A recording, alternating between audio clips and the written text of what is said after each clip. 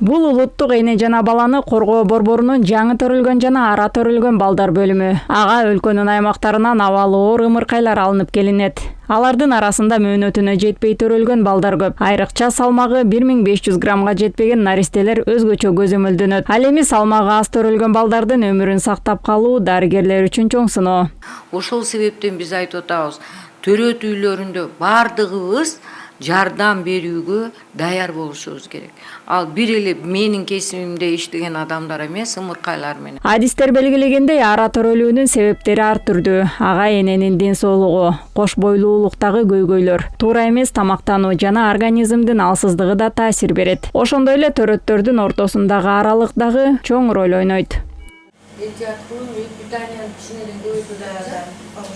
Быйыл жыл башынан бери өлкөдө 700гө жакын ымыркай чарчаган. Адистердин айтымында алардын өлүмү жалпы сан менен эмес, атайын көрсөткүч менен эсептелет. Кыргызстанда бул көрсөткүч 1000 тирүү төрөлгөн балага 14 өлүмдү түзөт.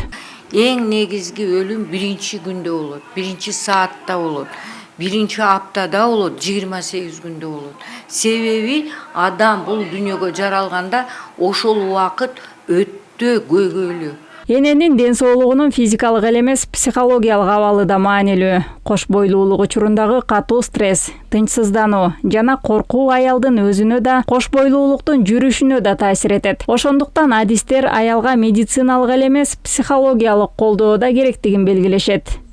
Самое первое, на что нужно обращать внимание. Кош бойлуу аялга медициналык көзөмөл менен катар психологиялык колдоо да керек. Анткени эненин маанайы, тынчсыздануусу жана стресс абалы кош бойлуулуктун жүрүшүнө таасири чоң. Нормально стараться поддерживать именно в период развития. Бул көйгөйдүн алдын алууну көздөгөн Үмүт перинаталдык скрининг программасы ишке киргизилүүдө. Ал 2025-2030 жылдарга эсептелген. Максаты түйүлдүктөгү ооруларды эрте аныктап, майыптыгын жана өлүмүн азайтууга багытталган.